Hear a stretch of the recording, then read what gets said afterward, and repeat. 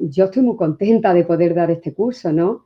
Yo hace años, cuando trabajaba estos temas desde otros ámbitos, pues esto me parecía increíble, con lo cual para mí es un trabajo, bueno, porque yo me gusta preparar las cosas muy bien, documentarlas muy bien, luego quedarán como queden, pero siempre me lo tomo muy en serio. Pero sí que es un placer, ¿no? Poder preparar un curso de este tipo, ¿no? Entonces, bueno, los objetivos de una sesión única pues son unos objetivos limitados, pero aquí los tenéis, ¿no? Plantearnos una reflexión sobre la importancia de un lenguaje inclusivo, aportar algunas recomendaciones prácticas y, bueno, pues esas recomendaciones prácticas llevarlas ya a la... que no se quede en lo teórico, sino que ya trabajarlo en la preparación de las guías del curso próximo, que precisamente el escoger esta fecha tan complicada era porque como hoy se abre el plazo, pues ya poder incorporar estas recomendaciones, ¿de acuerdo? Y bueno, estos son los contenidos que vamos a trabajar. Vamos a ir viendo todos estos puntos, ¿vale? Bueno, definir los conceptos básicos, ver la normativa y legislación que hay al respecto, aclaraciones, alternativas, propuestas, ¿vale? Vamos a ir viéndolas. Pero vamos a comenzar de una forma entretenida. Esto, algunas y algunos lo conocéis. Es un ejemplo de cómo expresamos con el lenguaje lo que tenemos en nuestra mente de la representación mental del mundo. Entonces, si en nuestro mundo la representación que tenemos es de un mundo masculino y hemos aprendido a nombrar a los hombres por sus apellidos y a las mujeres por sus nombres de pila, que es algo frecuente en nuestra sociedad, ¿qué ocurre? Que esto nos acaba pareciendo un enigma, ¿vale? López, que sí llamamos López, Rodríguez, Martínez a los chicos, en cambio a las chicas es Ana, Pili, María. Entonces, es decir, el nombrar y representar el mundo de los hombres y las mujeres de forma diferente nos lleva a que esto sea un acertijo, como este siguiente. Lo mismo, ya sabéis de qué va, pero ¿este lo habíais oído?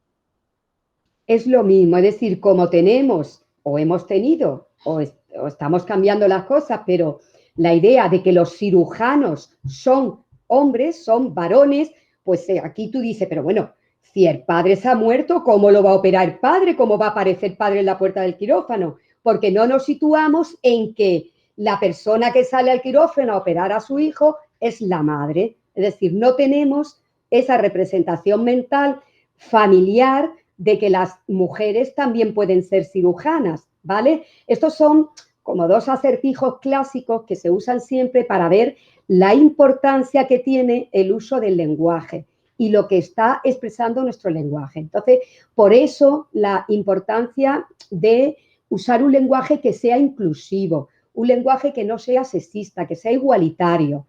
Cuando hablamos de lenguaje inclusivo de una forma amplia, nos estamos refiriendo a un lenguaje que incluya a todas las personas, independientemente de su edad, de su raza, de su orientación sexual, de su identidad sexual, de su clase social, de su cultura, de si es migrante. Nosotros vivimos en una sociedad en la que el punto de referencia son los varones, es decir, una sociedad que el referente suele ser un varón adulto, blanco, de una clase social favorecida. Hablo de forma estereotipada, ¿vale? Entonces, un lenguaje inclusivo, ¿cuál sería? Como viene en el círculo de la derecha, el que incluye toda esta diversidad humana y la nombra en el lenguaje. De una forma más estricta, lo que siempre hemos entendido por lenguaje no sexista es lo que se le llama ahora lenguaje inclusivo en cuanto al género, que es expresarnos oralmente y por escrito sin discriminar por razón de sexo, género o identidad de género y sin perpetuar los roles y estereotipos de género tradicionales, ¿vale? Es decir, atendiendo solo a la cuestión del género. Y, bueno, sería un lenguaje que no oculte, que no excluye, que no subordine, que no infravalore, que no quite la palabra a nadie.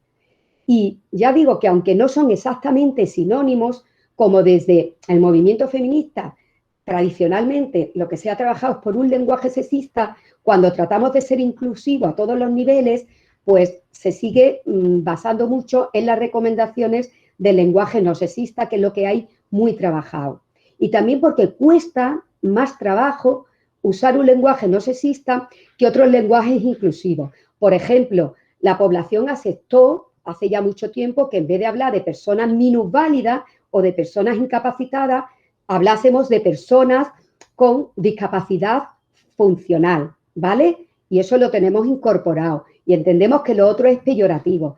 En cambio, en los temas de género, pues bueno, las cosas van más despacito. Por eso hay más literatura y más énfasis en trabajar desde esta perspectiva, como lo vamos a hacer aquí en la sesión. Deciros solo que el tema del lenguaje no sexista no es algo que ahora esté de moda, o bueno, en parte está de moda, pero que es una cuestión que se viene trabajando desde hace mucho tiempo. Es decir, hay mucha legislación internacional, europea, que aborda estos temas. Ya desde los años 80 hay ahí resoluciones de la UNESCO, del Consejo de Europa, promoviendo un lenguaje no sexista, ¿vale? Sobre todo este lenguaje se ha impulsado desde las administraciones públicas. En España ya en el año 90 se hizo un manual de estilo del lenguaje administrativo, ¿no? Que ya incluía un capítulo sobre uso no sexista del lenguaje en la administración pública. Y también se ha impulsado mucho el uso de un lenguaje no sexista, como no podía ser de otra manera, desde el sistema educativo. Es decir, las leyes educativas han ido incorporando la promoción del lenguaje no sexista en el alumnado y en el profesorado del sistema educativo, en todos los niveles, ¿de acuerdo? Esas medidas nacionales se han ido incorporando con medidas y legislación a nivel de la Junta de Andalucía. Entonces, la Junta ya desde 2007, pues garantiza que en toda la documentación oficial de la Junta se tengan en cuenta las normas para un lenguaje no sexista, ¿de acuerdo? Y en el sistema educativo, pues incluso hay una comisión que analiza los libros de texto para ver que el lenguaje y las imágenes sean una representación equilibrada de hombres y mujeres y que no sean sexistas. Y una cosa os digo, nosotros hoy nos vamos a centrar en el lenguaje, pero, y la bibliografía básica, aunque lo pondré al final en la que me he basado, es la guía, ¿no?, de recomendaciones que tenemos en nuestra propia universidad, que está hecha por una profesora de lingüística, compañera de la facultad, de nuestra universidad, de otra facultad, que es la que la elaboró hace unos años y que ahora incluso la ha actualizado, está actualizada. Entonces, todo lo que recojo, bueno, la he documentado con otras guías, pero es el referente principal, ¿vale?, para dar lugar a toda esta legislación que incluso a nivel universitario la tenemos. Es decir, la universidad, ya sabéis, estáis hartos y hartas de escuchar que no solo transmitimos conocimientos, sino transmitimos valores. Y entonces, para eso hay que comunicar en igualdad. Entonces, nuestra propia universidad, la UMA, tiene un plan de igualdad en el que se incluyen una serie de medidas en relación al lenguaje, que os la tengo aquí puestas. Es usar un lenguaje y una imagen corporativa igualitaria. Es decir, hoy no vamos a analizar las recomendaciones para las imágenes, se podrán ver en otro momento, pero en una sesión tan corta nos vamos a centrar en el lenguaje. Y promover un uso no sexista, incluirlo también en las guías de grado y de posgrado, incluir estas recomendaciones. Y deciros que la Facultad de Ciencias de la Salud tiene ya, está adoptando medidas para esas dos indicaciones que nos dan desde el plan de igualdad, incorporarla. Entonces, ya se ha recomendado, hay un acuerdo de la Comisión de Igualdad y Diversidad de nuestra facultad en la que se adoptó el recomendar al profesorado, y os lo vuelvo a recordar, el mostrar en el campus de su asignatura la guía rápida orientativa para el uso igualitario del lenguaje y la imagen en la UMA. Esta guía son 2 folios que resume toda la guía, que es un documento más extenso, pero 2 folios en que en plan esquemilla como chuletario de examen viene todo para tenerlo de forma muy práctica. Entonces, ahora mismo lo tenemos en la página web del centro incorporado, pero se insta que como un elemento transversal de la docencia, pues las personas lo puedan incorporar en sus propias asignaturas, para acostumbrar al alumnado a que todos los trabajos que presenten sigan ya estas recomendaciones. Y de hecho, en el trabajo fin de carrera, en el TFG, sí que hay también en el nuevo reglamento que se renovó hace poco, en abril de este año, ya se incluye un punto específico recomendando que los tutores y tutoras de los TFG orienten al alumnado a este respecto. Hemos visto toda la legislación que viene desde los años 80 a nivel internacional, nacional, autonómico, local. Y vemos también la cantidad de publicaciones que hay al respecto. Un ejemplo de ello es, hay un documento del Ministerio de Sanidad y de Igualdad que hace una recopilación, fijaros, de 120 guías de uso no sexista del lenguaje. Son guías que están disponibles por internet de forma gratuita, a las que podéis acceder, y fijaros, clasificadas por temática, es decir, que hay guías para uso de un lenguaje no sexista dirigidas a la administración pública, dirigidas al ámbito del deporte, al ámbito de la tecnología, al ámbito jurídico y, como no podía ser menos, al ámbito de la salud. Es un documento ya antiguo, el de Hablamos de Salud, en la colección de guías del Instituto de la Mujer, que ya es un documento, yo lo he usado clásicamente con los estudiantes, pero como decía Isabel, ahora se están renovando estos materiales. Es decir, que no es una cosa improvisada de unas cuantas feministas que se les ha ido un poco la cabeza, sino parece que es algo más serio, ¿no? Por lo menos todo esto parece reflejar otra cosa. Y es que yo siempre lo he dicho, ¿no? Y es algo en lo que creo, que el lenguaje no es una cuestión de forma, es una cuestión de fondo. A veces hay gente que dice, pero bueno, lo que hay que luchar es por terminar con la brecha salarial, por supuesto. Lo que hay que luchar es para terminar con la violencia de género, por supuesto. Lo que hay que luchar es por introducir la perspectiva de género en los cuidados, por supuesto. Pero, ¿y el lenguaje? Decir, no entretenernos con los temas de lenguaje, porque ¿qué más da? No. Es que el lenguaje, es decir, nosotros nos expresamos y hablamos tal y como pensamos. Entonces, si yo uso un lenguaje sexista, que discrimina, que estereotipa, que invisibiliza, estoy perpetuando la desigualdad. Entonces, yo considero que para usar un lenguaje, vamos a ver, una cosa es el aparentar que usamos un lenguaje no sexista, ¿vale? Eso es una tontería, ¿vale? Es decir, yo uso fórmulas políticamente correctas para ganarme la audiencia, y de hecho fijaréis que cuando se hace marketing o se hace política, el lenguaje es muy políticamente correcto. Es decir, ciudadanos y ciudadanas, usuarios y usuarias, porque te quiero vender el producto en cuestión. Entonces, ahí la gente toma conciencia de lo que importante que es para las personas ser nombradas. Y si te quiero vender algo o quiero que me votes, me dirijo directamente a ti. Es importante aludir directamente al hombre o a la mujer. Es decir, que la gente que sabe lo que es importante. Pero eso es adoptar fórmulas políticamente correctas para vender o para ganar un voto. Lo importante es realmente ponernos las gafitas violetas y ver cómo es la realidad, darnos cuenta del sexismo que hay en nuestra sociedad y, como un elemento más de cambio, tratar de cambiar, modificar nuestro lenguaje, ¿vale? Entonces, ahí es cuando es una cuestión de fondo, ¿no? Entonces, el lenguaje, también os digo una cosa, el lenguaje inclusivo no es algo que podamos normatizar e imponer. Es verdad que toda esta legislación y todas estas medidas apoyan, promueven el que se use el lenguaje no sexista, pero por supuesto no lo garantizan. Son cosas necesarias, pero no suficientes. Para hacerlo realidad, tenemos que tomar conciencia de ello. Entonces, es una decisión voluntaria de nombrar la realidad tal y como es. Lo que pasa es que la realidad tal y como es, pues cada una y cada uno la percibe con sus filtros, que vienen de sus creencias, de su educación, de su cultura. Entonces, cada cual estamos donde estamos. Entonces, no podemos exigir a la gente que vea el mundo como lo ve cada persona, ni que hable como creemos que debe hablar, ni que haga lo que creemos que debe hacer. Es decir, cada cual sabe lo que tiene que hacer con su vida. Yo del resto, por eso digo que esto de hoy, pienso que es pues una oportunidad, ¿no?, de reflexionar sobre esto y de incorporarlo en la medida que nos sintamos a gusto y con necesidad de hacerlo. Esto no puede ser algo para nada impositivo, ¿de acuerdo?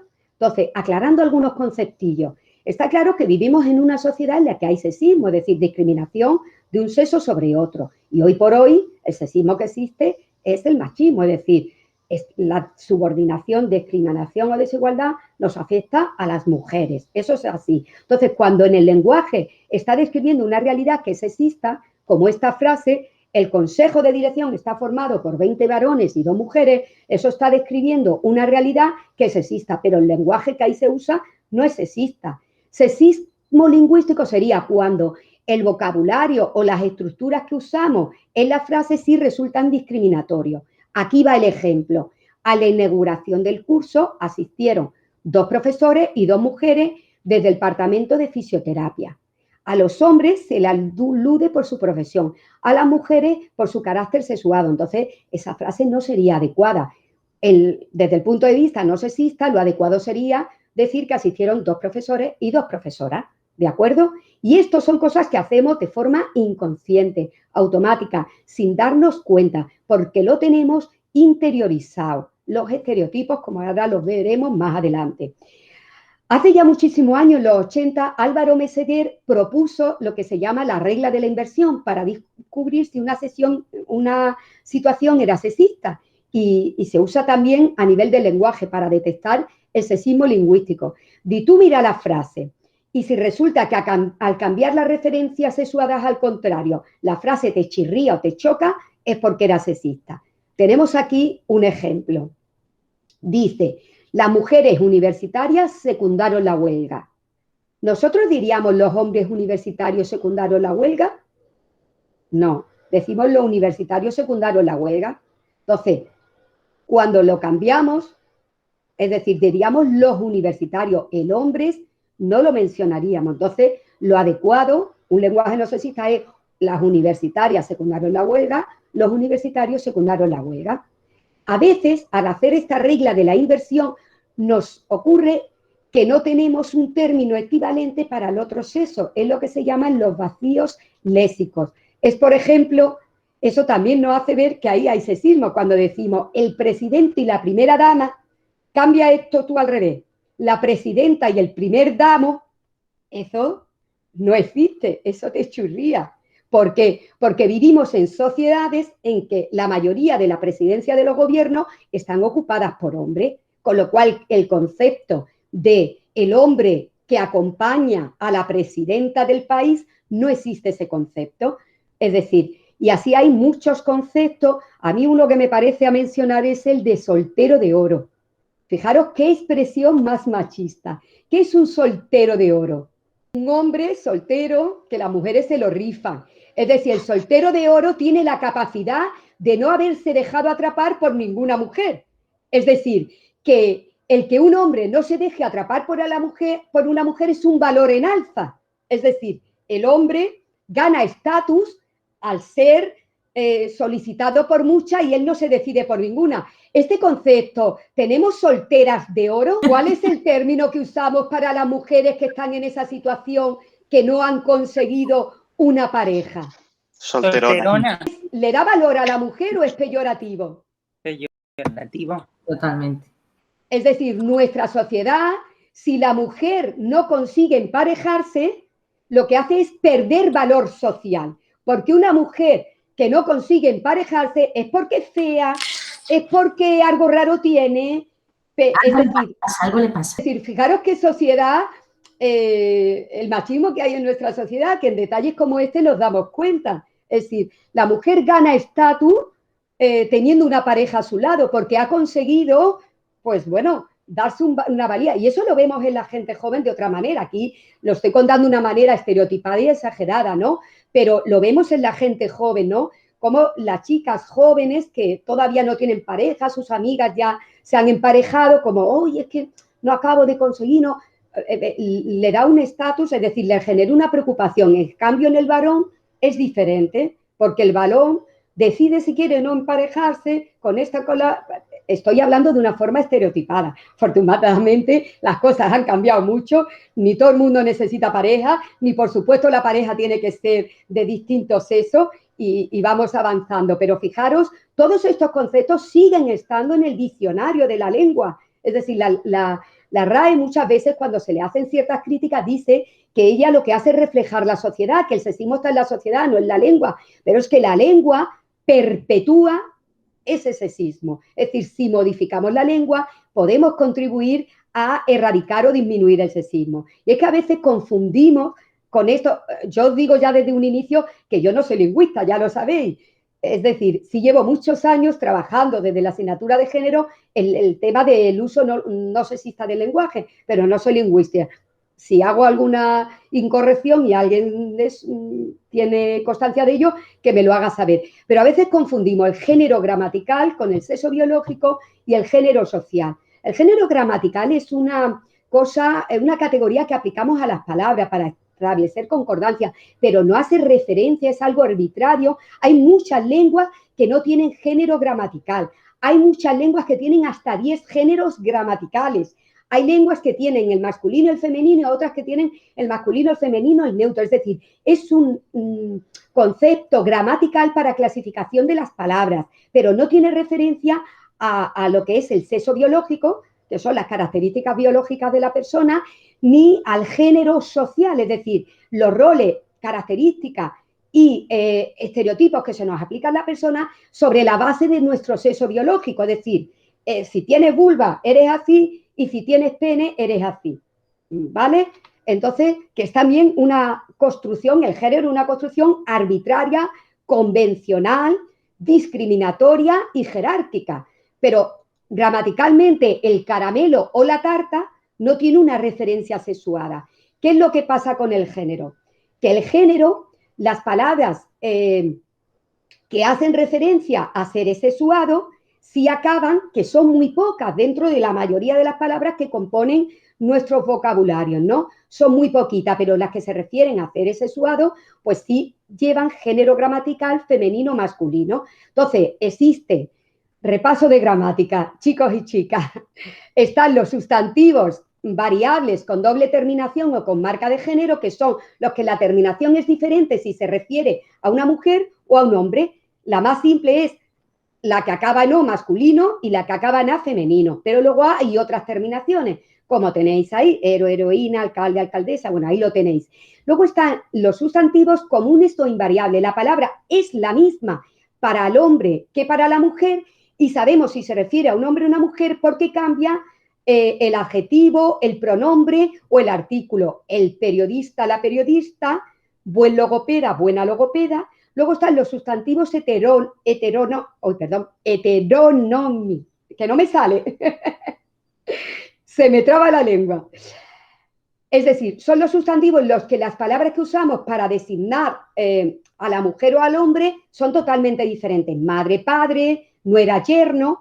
Y luego están, que nos van a dar mucho juego cuando veremos luego en las recomendaciones, los episenos, que son los sustantivos que independientemente del género gramatical, por ejemplo, la persona, la víctima, la criatura, gramaticalmente son femeninos, pero se refieren a hombres y a mujeres a la vez. O el personaje y el vástago gramaticalmente son masculinos, pero se refiere a hombres y a mujeres a la vez. ¿De acuerdo? Entonces, el género gramatical en nuestra lengua, los sustantivos tienen género femenino o masculino.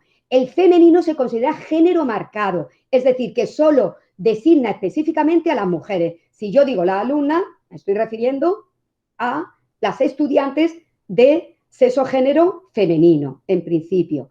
Y cuando hablo de género masculino, se considera que es el género gramatical no marcado, es decir, que tiene un doble uso, como masculino genérico y designa a las dos sexos, o como género específico, solo se designa a los varones. Aquí tenemos algunos ejemplos. Se dice que si la huelga de los alumnos está convocada para el martes, eso, los alumnos, es genérico masculino, incluye a los chicos y a las chicas, ¿vale? Pero, por ejemplo, si se dice el investigador necesita tener constancia, cuando se habla de investigador, también hablamos de genérico. Incluye investigadores e investigadoras. Pero, en cambio, si decimos Pedro trabaja de investigador, ese investigador ya es género específico. ¿Esto qué quiere decir? Que lo que tradicionalmente se nos ha enseñado, que es esto, ¿no? Es algo, usar sistemáticamente el masculino genérico ocasiona ambigüedad en la interpretación de la frase. A veces no sabemos si se está refiriendo a los hombres y a las mujeres o se está refiriendo solo a los hombres. Hay que seguir indagando en el contexto para saber a qué se refiere. Y a veces, a pesar del contexto, hay una cierta ambigüedad. Por eso es por lo que hay que evitar el uso sistemático del masculino genérico. Y por otra cosa, porque oculta a las mujeres en el discurso. Si yo siempre hablo en masculino genérico y digo que ahí están incluidas las mujeres, las estoy invisibilizando. Estoy haciendo que la representación mental que tengo de la sociedad, mis referentes son siempre los hombres. Entonces, hay muchas alternativas. Yo las he resumido en 10, para que nos acordemos y digamos que es un decálogo. 10 medidas, 10 alternativas correctas gramaticalmente, que es importante porque siempre se dice que el uso del lenguaje no sexista hace que haya incorrecciones gramaticales. No, estas fórmulas son correctas gramaticalmente y además también se dice que una forma de hablar muy farragosa, te lía, no es bonito el texto, no es fluido. No, estas son fórmulas que atienden a la economía del lenguaje, porque es verdad que el lenguaje sea simple y económico es importante. Entonces, este decálogo, vamos a ir viendo todos estos aspectos, ¿de acuerdo? Bueno, el chiste no sé si se lee, ¿se ve?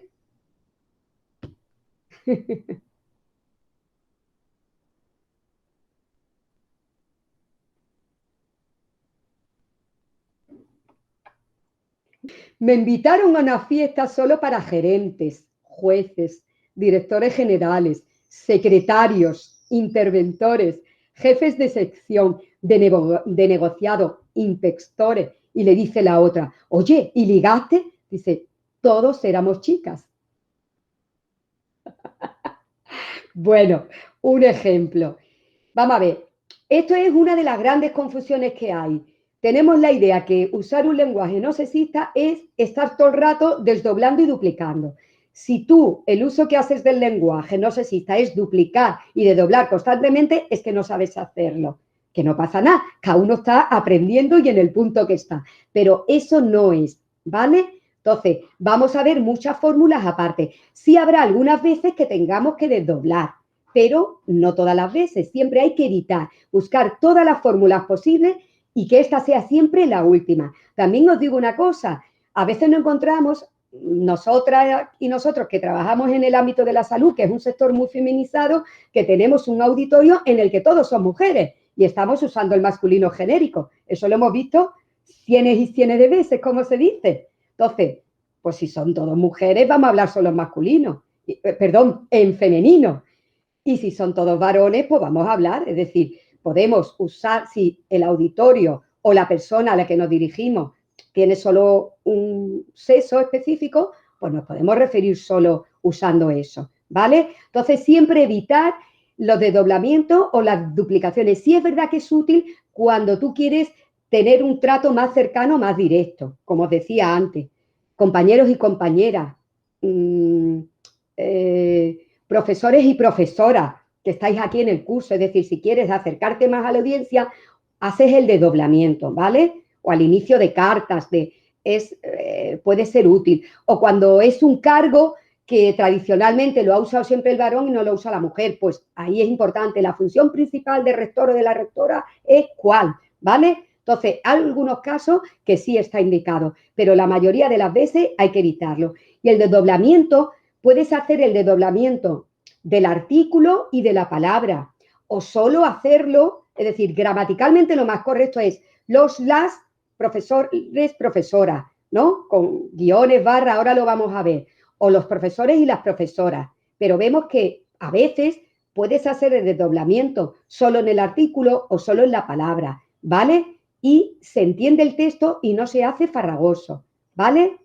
Aquí, por ejemplo, tenemos las alternativas gráficas, las arrobas, las barras y las guiones, ¿vale? Entonces, en las cartas, en los impresos, se usan mucho los guiones, los paréntesis y las barras.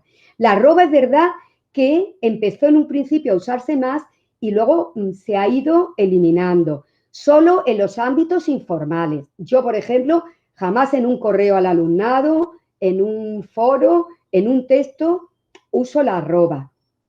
Considero que gramaticalmente no es un signo correcto y no se debe de usar, más que informalmente. Podemos usar, ya os digo, las barras, los guiones o los paréntesis o los desdoblamientos que decíamos antes, pero todas estas alternativas siempre son las últimas. Cuando no hay, más remedio. Para eso tenemos todas las otras alternativas que vamos a seguir viendo, ¿de acuerdo?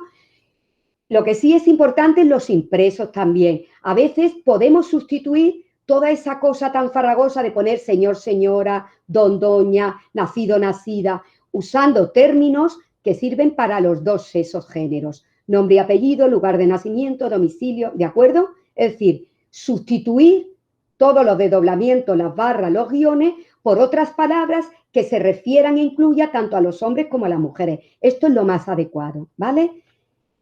Bueno, dijimos que se empezó con la arroba, se empezó con la X, se empezó con el OJA. Ahora estamos con la E como género neutro. ¿Qué tenemos que decir al respecto? Del todes.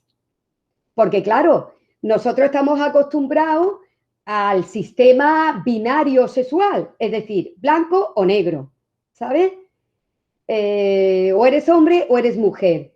La diversidad humana es mucho más rica que todo eso, escapa a cualquier clasificación. Entonces, ¿cómo hacemos para incluir en el lenguaje a las personas de género no binario? Una cuestión que plantea gran polémica. Yo vuelvo a insistir, como dije al principio, que el lenguaje inclusivo nunca puede ser una imposición. Es decir, no podemos exigirle a la persona que hablen de una determinada manera.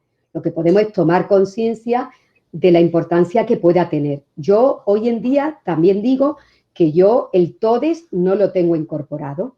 Es decir, pero digo hoy en día, no digo en un futuro que no. La realidad en la que ahora me muevo es que el lenguaje inclusivo que incluya a las mujeres todavía está costando trabajo. Entonces yo creo que eso ya es un logro. Entonces el tema de incluir a las personas de género no binario me parece ir un paso más allá, que creo que tenemos que estar abiertos. Entonces yo ahora mismo, ¿cómo lo veo? Yo en general uso un lenguaje, lo digo como ejemplo, cada cual, no tengo incorporado el todes en todos los textos, hablando y escribiendo, pero sí que si estoy en un grupo de personas en las que sé que está trabajándose este tema, que hay personas de género no binario, personas para las que es importante, entonces sí lo incorporo, no todo el discurso, pero sí hago alusión y lo voy metiendo, porque es verdad que es tan novedoso que el hacerlo de manera que no sea farragoso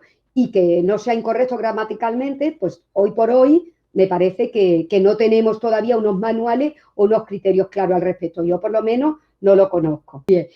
Más que desdoblamientos, barras y guiones, como hasta ahora hemos visto, eso es una pequeña parte del lenguaje inclusivo. Esta parte que viene a continuación es lo que yo considero que es lo más importante porque hace que el lenguaje sea fluido, económico y fácil. Es usar epicenos, es decir, los sustantivos que aluden tanto a un sexo como al otro. En vez de los dañados, que es masculino genérico, las víctimas, la criatura, la persona, el bebé, el vástago, el personaje, es decir, palabras que hacen referencia a hombres y a mujeres. Usar los términos colectivos, que es lo mismo. Son palabras que no marcan el sexo del referente. Alumnado, profesorado, estudiantado, funcionariado, ciudadanía, humanidad, juventud, niñez. Es decir, hay un montón de términos que no lo hacen farragoso y que es fluido. Entonces, es tener este formulario de recetillas y alternando una y otras en la guía docente. Abstracto, pues en vez de decir el presidente,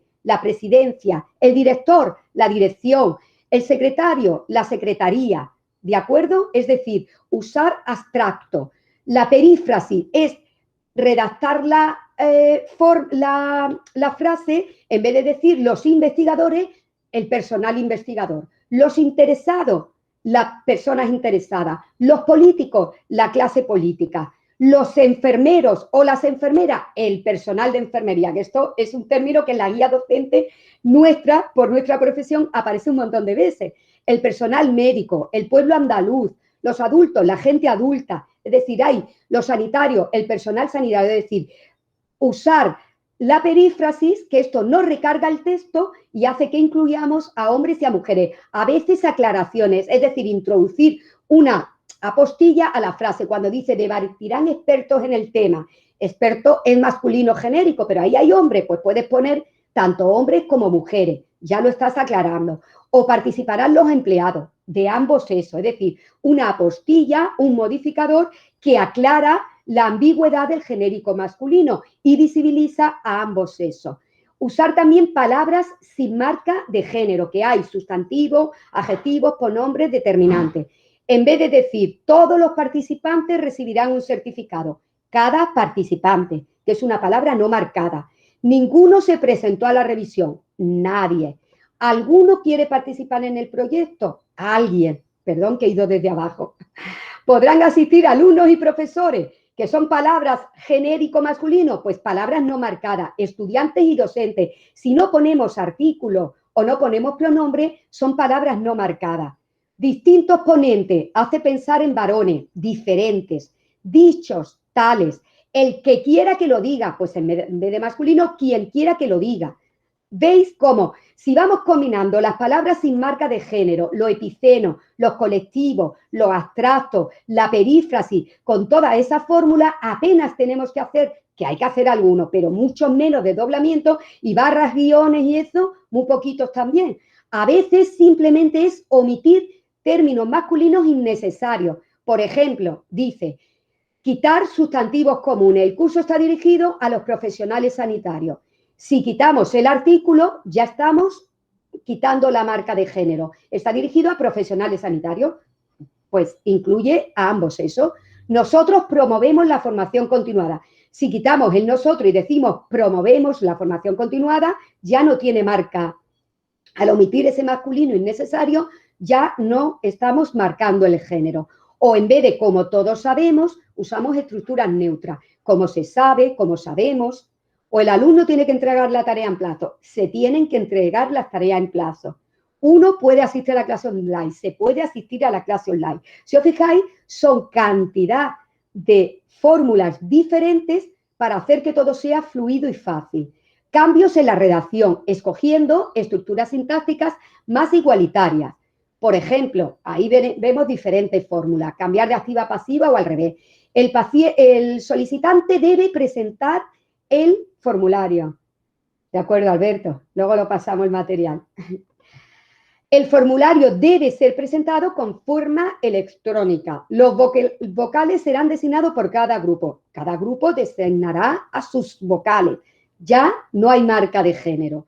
Así vemos todas estas fórmulas.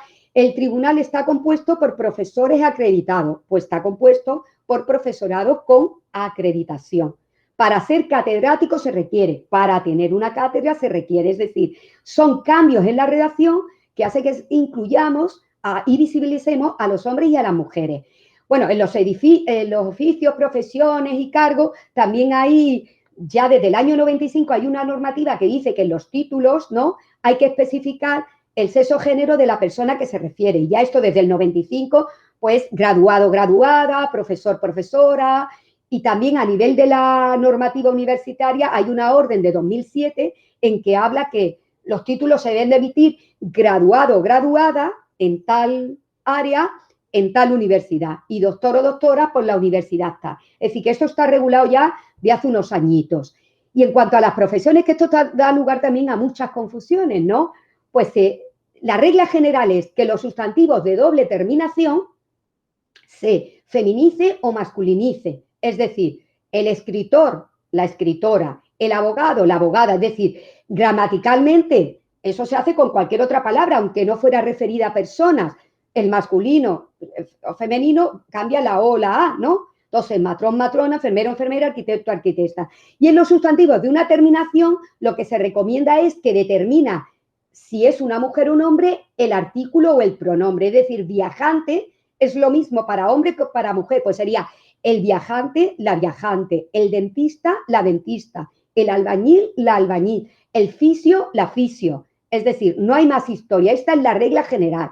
Y algunas recomendaciones es visibilizar a las mujeres en profesiones que no son las típicas femeninas y a la inversa. Entonces, no hablar solo de limpiadora ni de vigilantes jurados, sino limpiadoras y limpiadoras y el vigilante jurado, la vigilante jurado. Y en las ofertas de empleo y en la medida de conciliación, tener en cuenta que quede claro que tanto unas como otras recogen a ambos sexos. Entonces, en vez de se necesita limpiadores, pues limpiadoras, que es una profesión típicamente femenina, se necesita personal de la limpieza, ¿de acuerdo? ¿Qué ocurre? Que a pesar de esa regla general que os he dicho ahí, luego hay razones que hacen que en el uso la gente no lo haga. Por ejemplo, la juez es un término correcto, pero en cambio, bueno, pues alguna gente dice jueza, pues la gramática dice el juez, la juez, pero también la gramática dice el médico, la médica, y algunas personas dicen la médico, cuando es incorrecto, porque es un artículo femenino y un sustantivo en masculino, es incorrecto. Pero ¿qué ocurre? Por el prestigio que tiene el término en masculino. Un médico, un abogado tiene un prestigio social. Entonces, muchas mujeres que adquieren esa categoría o la población en general la usa incorrectamente por eso. O a veces también hay excepciones a la gramática, es decir, fórmulas que el uso hace que sea común, pero que gramaticalmente no es correcto. Por ejemplo, el término es el o la modisto, es decir, la modisto es correcto, es decir, hablar de los modistos, pero en cambio, como es muy raro, se dice el modisto o el azafato. Fijaros, como el azafato, un término raro, se ha cambiado por personal de cabina, auxiliar de cabina. Es decir, como cosas que gramaticalmente pueden ser correctas, el uso las transforma. Entonces, es verdad que se habla de la fiscala, de la jefa, de la dependienta, aunque pudiera ser correcto decir la jefe, la fiscal o la concejal, ¿de acuerdo? Y también es verdad que a veces se evitan algunos términos porque la forma feminizada es un vocablo ocupado. ¿Qué es un vocablo ocupado? Alcaldesa, en el diccionario de la RAE, todavía tiene una sección que es mujer del alcalde. Entonces, ahora las alcaldesas son quienes ejercen, llevan la alcaldía de un pueblo, pero durante otra época era así. Entonces, a veces se evitan, se dice la alcalde, aunque no sea lo adecuado, porque a veces alcaldesa tiene todavía esa reminiscencia, ¿no? O la verdulera, ¿vale? El verdulero es el que vende verdura y la verdulera es la mujer del verdulero o una connotación peyorativa, ¿no? Que eres un poco basta, ¿no? Entonces, bueno, deciros que aparte de todas estas 10 alternativas, este decálogo de propuestas, para evitar ser sexista en el lenguaje habría que tener en cuenta también otros aspectos que son como más sutiles, que no es ya exactamente solo estos términos, y es lo que se llama los principales sesgos sexistas en el discurso académico. El androcentrismo lingüístico lo que nos es que tenemos en el lenguaje como referente siempre a los varones. Entonces, procurar siempre nombrar a las mujeres. En el ámbito académico, por ejemplo, es que siempre los informes, las investigaciones, la estadística presenten los datos desagregados por sexo, se visibilice, porque ejemplos de androcentrismo lingüístico, bueno, androcentrismo social, sería el efecto Matilda, ¿no? Que lo conoceréis, que es cómo descubrimientos en el campo del conocimiento que han hecho las mujeres se han atribuido a los varones. Por ejemplo, Mileva Maric, uno de los casos más conocidos, desarrolló las fórmulas matemáticas que posibilitaron la teoría de la relatividad de Einstein, que era su pareja, pero eso no figura en ningún sitio, nos hemos enterado al analizar la correspondencia que mantuvieron muchísimos años después.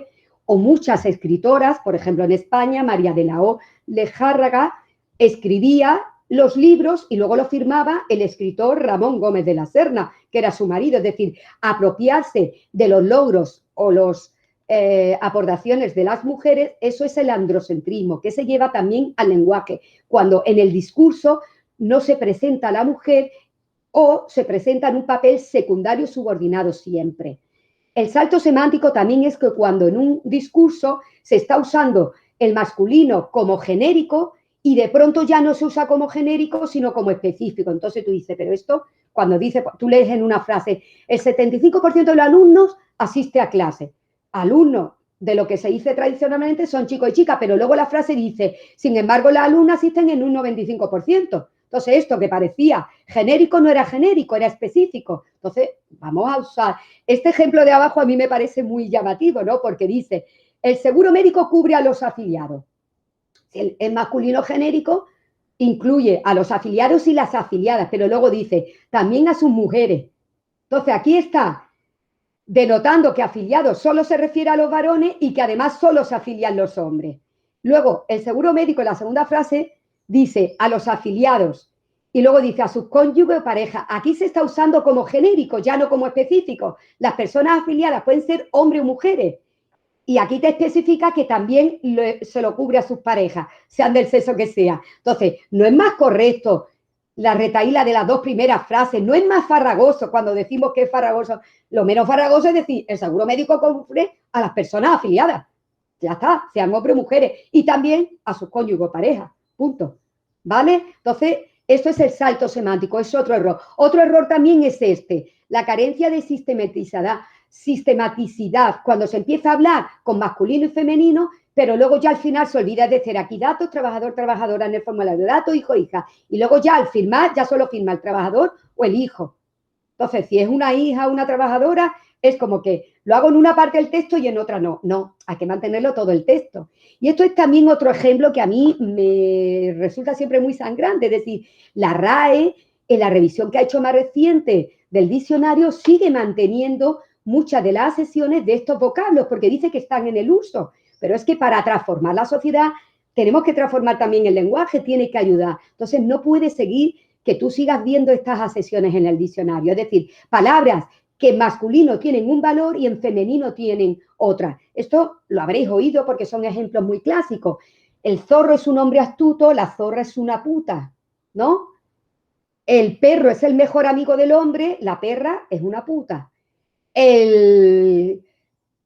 Mujerzuela, puta. Hombre público, un personaje importante, mujer pública, puta. Es decir, no hay más acepciones diferentes para la palabra puta, no hay nada. Es la palabra que más acepciones diferentes tiene. Es un poco simbólico, ¿no? Es una agresión verbal inconsciente. Ojo, también digo una cosa, el sexismo no es algo consciente. Cuando hablamos de que se infravalora a las mujeres, normalmente hay pocas personas, pocos hombres, pocas mujeres que crean que las mujeres valen menos que los hombres, ¿no? Apenas lo hay en la sociedad. Lo que pasa es que lo tenemos interiorizado y lo reproducimos automáticamente y sin darnos cuenta. Como decía antes Silvia, un señorito tiene un valor ser un señorito, es un hijo, en el diccionario dice, de un señor joven acomodado y ocioso, persona a la que sirva un criado. En cambio, una señorita es un tratamiento de cortesía a la mujer soltera, y también una señorita, es decir, las maestras, dependientes, secretarias, hasta las prostitutas, son señoritas, estas últimas señoritas de compañía. Es decir, que son fórmulas, vocablos que deberían de erradicarse. También a veces son vocablos que tienen mayor prestigio social en masculino y menos en femenino. Es decir, un asistente en varón es alguien que realiza labores de asistencia, en cambio en femenino es una criada. Una ayudanta es una mujer que realiza un trabajo subalterno, en cambio un ayudante es un profesor, también una profesora, ¿no? Ayudante, doctor. Bueno, son muchos ejemplos de cómo lo masculino tiene un valor y un prestigio que no tiene lo femenino. Aquí os pongo esto porque me parece que es muy curioso, ¿no? Es decir, cómo uno de los nombres más populares en nuestro país, que es María, ¿cuántas Marías hay en nuestra historia? Es decir, ha sido uno de los nombres que más se han puesto a las niñas en nuestro país, que se siguen poniendo. María. Pues bueno, de la palabra María se han hecho una serie de derivaciones de palabras despectivas que tiene tela. Eres una maruja, una maripuri, una maripili, y todo es mujer inculta, chismosa, ¿vale? O una marisabidilla. Un hombre que sabe es un valor reconocido, hay que ver qué culto era, hay que ver qué listo era, pero una mujer es una marisabidilla. Una mujer que adopta roles, entre comillas, masculinos, se dice que es una marimacho. Una mujer que manda mucho es una marimandona. Es decir, son calificativos despectivos para las que se salen de los roles que nos marca la sociedad. Incluso ya se aplican no solo a las mujeres, porque el sexismo y la homofobia están muy relacionados. Entonces, llamar marica, mariquito, maricón a las personas con rasgos, entre comillas, femenino, digo entre comillas porque lo masculino y lo femenino, quien lo dicta, es una convención social. Entonces, fijaros, hasta en nuestro ámbito académico, una asignatura María, ¿qué asignatura es? La que es una facilona, que no es importante, que no requiere esfuerzo, esta es una María. Es decir, de un nombre tan bonito, ¿cómo podemos crear toda esta derivación de palabras despectivas, ¿vale? Otra, que también lo apuntó antes Silvia, es la simetría en las fórmulas de tratamiento, ¿no? Nosotros, desde el punto de vista académico, tenemos que tratar igual a los hombres y a las mujeres. Si son don, es doña. Si es señor, es señora. Lo que no podemos es... Yo esto, por ejemplo, en el cole de mis hijos lo veía cuando eran pequeños y lo sigo viendo, que a mí me lo presentaban ya el primer día y me decía don Jesús y la señorita Marta. Digo, hay que ver. O don Jesús y Marta. Ya quitan el señorita, es don Jesús y Marta. Pero don Jesús y doña Marta a mí nunca me lo han dicho en el colegio, yo no sé. Espero que vayan cambiando. Entonces, hay que nombrar de la misma manera. Si el acto lo presiden Noelia, decana de la facultad, y José Miguel, vicedecano de investigación, pues si los dos se nombran de pila, los dos de pila. Si se nombran los dos por apellido, pues los dos por el apellido. Si se nombra por el nombre de pila el apellido, Noelia Moreno, José Miguel Morales. Y si se pone el doña Noelia Moreno, don José Miguel Morales. Es decir, hay que tener equivalencia en las formas, en las fórmulas.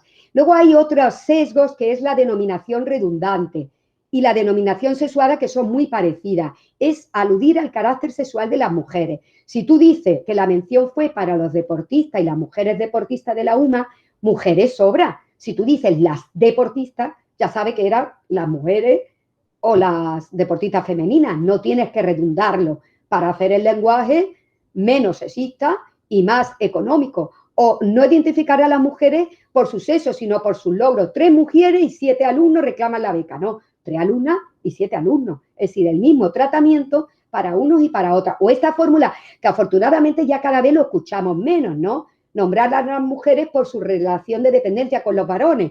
La mujer de Casillas dio la noticia. No, hombre, Sara Carbonero dio la noticia. No es la mujer de. Eso, bueno, aquí muchas lo hemos vivido, ¿no? Cuando has dicho, tú eres la mujer de Francisco. Digo, no, yo no soy suya ni es el mío. Es decir, eso, porque a él nadie, vaya, no se usan las fórmulas al revés, ya se pueden usar a veces, pero lo ideal es lo que decimos, no es los señores Gonzalo, el señor González y señora, sino Pepito Pérez y Luisa Martín, quien sea. Y también, fijaros, procurar reflejar el protagonismo de las mujeres, no darle papeles secundarios expresivos. Evitar el androcentrismo con esta denominación dependiente. Cuando dice el consejero de Economía acompañado de la consejera de Cultura estuvieron en la mesa. No, el consejero de Economía y la consejera de Cultura estuvieron en la mesa. Es decir, lo mismo un consejero que la otra consejera. El otro parece que va acompañando, un papel secundario. La denominación infantilizada, cuando a veces dimos, han venido aquí 4 alumnos y 3 chiquitas. Hombre, esto de denominar a las mujeres de una forma más protectora, más amable, en el fondo esto es sexismo. Dice, es que era tan niña. Pues bueno, pero a los chicos tampoco. Es decir, ni chiquitos ni chiquitas, alumnos y alumnas, estudiantes o lo que sea. ¿De acuerdo? También otras cosas que se hacen es denominar a las mujeres como categoría aparte. Se ofertan cursos para jóvenes, mayores y mujeres. Verás, pues se ofertan cursos para ambos sexos, jóvenes y mayores.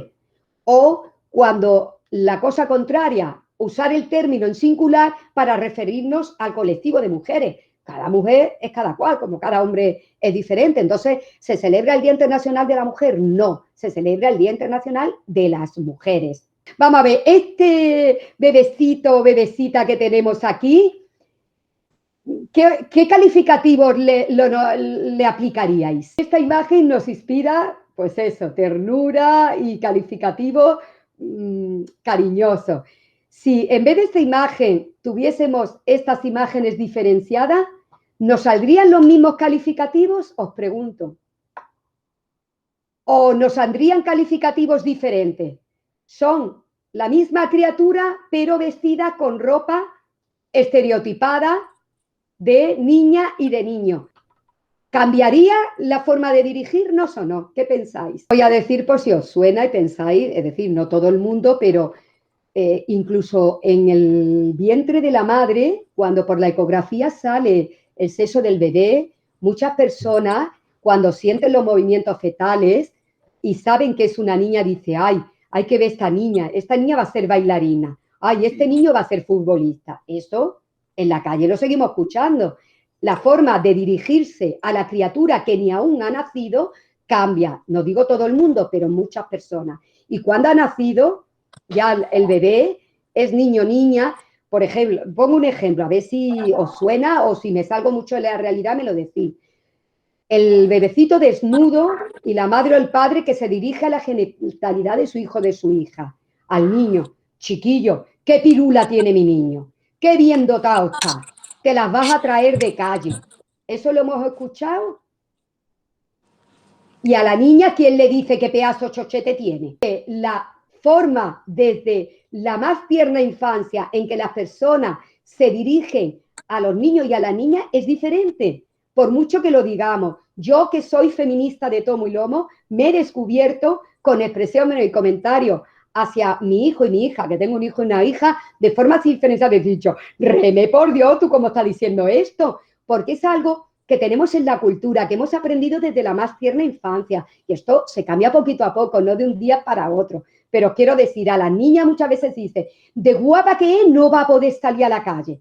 Y al otro que se le dice, te las va a traer toda de calle. Es decir, ya estamos estereotipando y asignando que el papel dominante es de los varones. La mujer se tiene que proteger de lo guapa que es. El hombre está orgulloso de sus atributos y la mujer se tiene que proteger. Todo eso repetido una y otra vez desde el vientre materno consolida lo que son los estereotipos sexistas, esos roles tradicionales que ya no nos corresponden, pero todo eso está reflejado en el lenguaje, a través de chistes, de refranes, de insultos, de expresiones. Esta, por ejemplo, es una expresión que a mí me gustaría mucho poder erradicar. Cojonudo, es decir, lo masculino es bueno, cojonudo es bueno y el coñazo es malo. Y yo eso digo, vamos a decir latazo, vamos a decir rollazo, vamos a decir peñazo.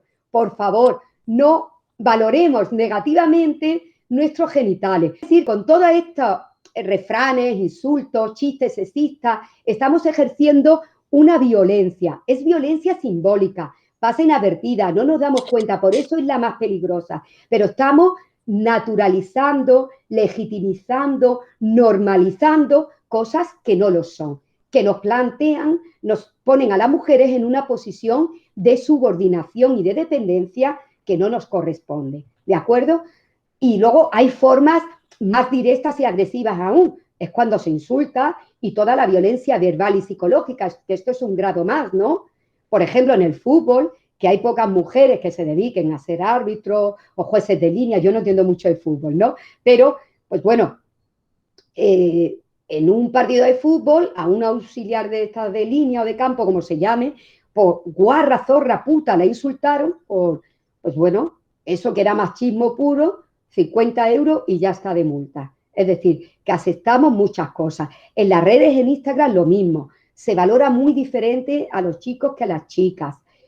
Estas expresiones de cállate que tú no entiendes, puta, zorra, pues bueno, son violencia directa. Esta se ve, la simbólica no se ve, es más peligrosa desde mi punto de vista. Entonces, los refranes, por ejemplo, que se dice que son expresiones agudas, pues bueno, estos refranes es verdad que cada vez más están en desuso. Eso de refranes que hacen ver que el espacio de la mujer es el espacio doméstico, dice la mujer en casa y con la pata quebrada. O las refranes que relacionan a la mujer con la maldad, dice la mujer y el vino engañan al más fino. O refranes que presentan a la mujer dependiente del hombre. Pues la mujer sin hombre es como fuego sin leña. Y bueno, los que incitan a la violencia, eso de todas formas ya afortunadamente no se escuchan, ¿no? Pero fíjate, dice a la mujer ventanera, ¿sabéis lo que es mujer ventanera?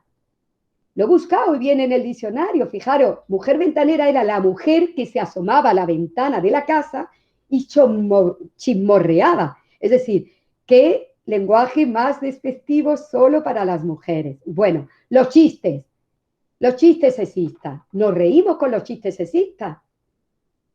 Nos hacen gracia. No he seleccionado chistes muy buenos porque no me ha dado tiempo, pero bueno, este lo conocemos, ¿no? La idea de que el que está casado es porque, verá, que está harto de la mujer, es decir, los hombres están hartos de sus mujeres. O esta, que aluden a la poca inteligencia de las mujeres, ¿no? Y aquí he querido poner también una imagen, aunque no hemos trabajado el sexismo en la imagen, fijaros esa imagen que sexista es, ¿no? Es decir, se ofrece una joya a la mujer y está con las piernas cerradas. Y cuando se la ofrecen, ya ve lo que es, abre las piernas. Es decir, el mensaje implícito que lleva de te consigo sexualmente con un regalo material. Bueno, esto es para otro curso, lo de las imágenes, vamos a dejarlo, pero es que no me he podido resistir a ver solo una para ver lo sutil que es el sexismo en la publicidad. Bueno, esto es más de lo mismo, ¿no? La mujer buscando conseguir al varón, ¿no? Este lo habréis oído todos y todas, este es que da un coraje escucharlo.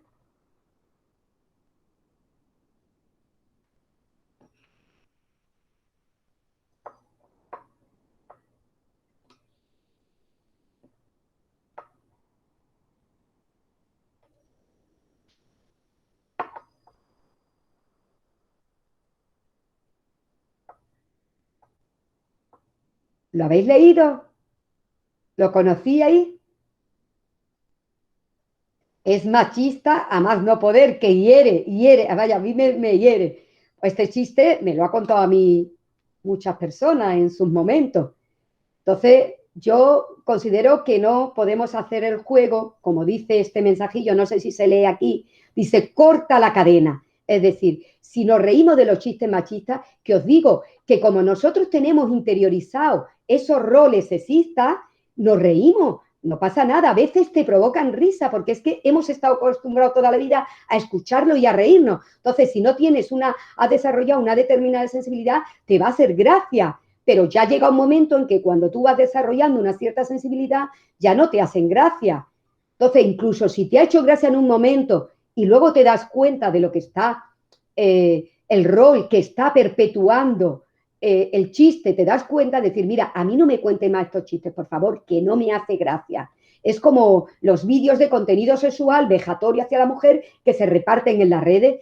Corta la cadena. No envíes esos vídeos, no te rías de esos vídeos que ridiculizan a la mujer, no te rías con esos chistes. Esos chistes, pues, vinculan a la mujer a la tarea doméstica. Dice, ¿en qué se parece un globo y una mujer? El globo tiende a subir, la mujer sube a tender. O las mujeres son torpes, ¿no? ¿Qué es un folio partido por la mitad para una mujer? Un rompecabezas. Y también hay incluso chistes sexistas asociados a los varones, que tampoco le veo yo la gracia, ¿no? Porque están perpetuando lo mismo. Dice, ¿cuánto tarda un hombre en cambiar un rollo de papel higiénico? No se sabe, nunca ha pasado. Es decir, son estereotipos de lo que responde al hombre y a la mujer. Entonces, corta. Esta fue una campaña muy polémica que hicieron hace un par de años para la prevención de la violencia de género en el Ayuntamiento de Zamora. De hecho, fue muy criticada e incluso habían instado a que se retirara, porque realmente los chistes que presenta son machistas y agresivos totales, ¿no? Pero lo que querían era, pues bueno, despertar la polémica, crear un ambiente para sensibilizar, criticar y no reírse con estos chistes. ¿Lo habéis leído?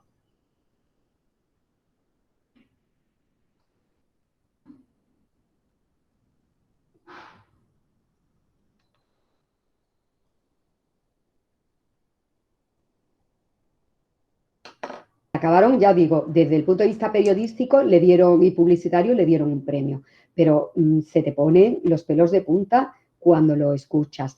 Bueno, y terminando ya, pues esto no es para que se lea, ¿eh? Esto es para ver que incorporar todas estas recomendaciones que he ido planteando a lo largo de la sesión en nuestras guías, la guía docente yo lo he hecho con la de género, lógicamente, como ejemplo. Es decir, la guía con la adenda, que es un poquito más larga, al tener adenda, que esta es la guía del año pasado, la de este todavía no la he hecho, eran un documento de unos 7 folios con unas 3.500 palabras y entonces las palabras que iban referidas a hombres y mujeres y en las que había que revisar para incluir todas estas fórmulas y no poner el masculino genérico, pues estaban entre 40 y 50 palabras. Es decir, que no son muchas, es decir, que en vuestras guías, cuando os pongáis, igual tenéis que revisar unas 40 palabras para en esas 40 palabras, la recetilla que vienen aquí, decir una vez pongo colectivo, ahora pongo abstracto, ahora pongo tal. Os detallo aquí, os tengo señaladas en amarillo las que eran dentro de mi guía. Solo he puesto 2 hojas para que no fuera cansino. Y he destacado aquí a modo de ejemplo lo que más se repetía. Es decir, en la guía de la asignatura de género y salud sexual, pues bueno, viene de proa una cosa que está incorrecta, que voy a plantearlo en proa.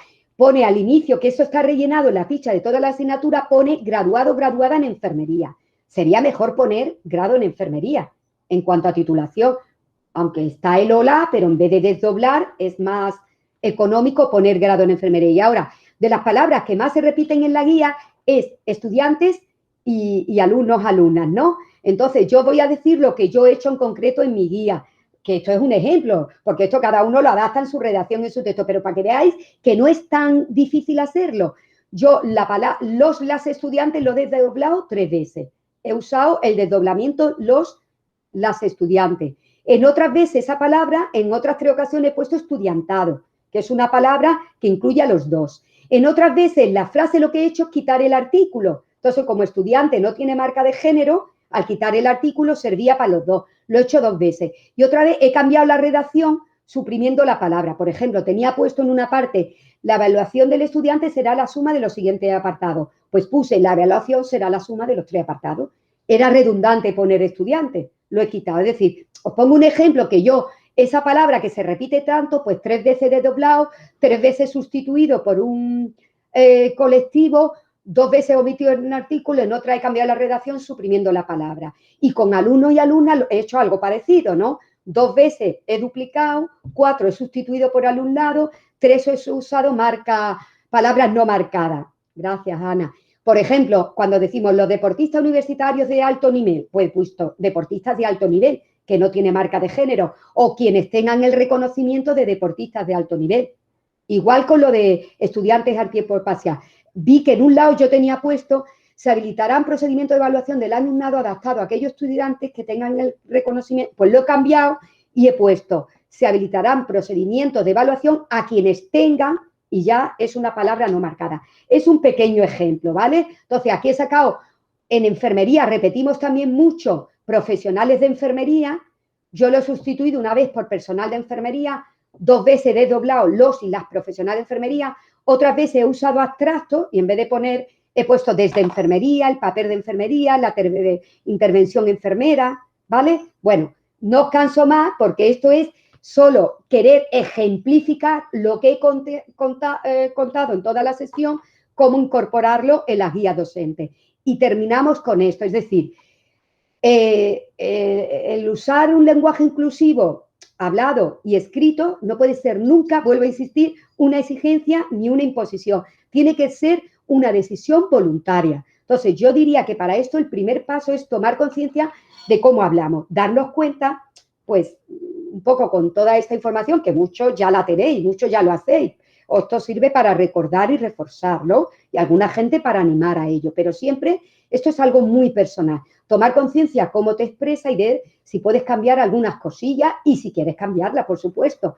Y usar siempre alternativas con las que nos sintamos con comodidad. A alguna gente le vienen más términos colectivos, a otra gente le vienen más abstractos, a otras palabras sin marcas de género. Pues tú ver con qué te sientes más cómodo. Y lo que sí es verdad que si combinamos las distintas fórmulas, el texto no es farragoso, el texto es económico, el texto no pierde elegancia, no pierde estilo, es gramaticalmente correcto, económico y nombra a los hombres y a las mujeres y visibiliza. Y también os digo que esto es como aprender a conducir. Yo llevo muchos años trabajando este tema y me acuerdo que al principio tenía que estar muy atenta en el coche, meto la primera, doblo para acá, pongo el intermitente. Parecía que jamás en la vida yo iba a conseguir conducir sin estar pendiente de nada. Eso nos pasa cuando somos noveles en la conducción, ¿no? Y luego ni te das cuenta. Pues aquí pasa lo mismo. Al principio dice, uy, ¿qué he dicho esto? Ay, que ya he puesto esto. Ya digo, revisando yo ahora la guía, que lo tengo muy trabajado, he encontrado que en 3 veces había usado el masculino genérico. Digo, lechuga, y lo he tenido que cambiar. Es decir, yo pienso que también no tenemos que ser exigentes ni con nosotros mismos, ni con los demás. Si lo metes un poquito, es mejor que no meter nada. Si uno tiene esta sensibilidad y lo considera. Yo particularmente, pues bueno, en los temas de igualdad creo que esto es una cuestión fundamental y muy importante, pero siempre con respeto, con un tono amable hacia nosotras y nosotros mismos y, por supuesto, hacia los demás.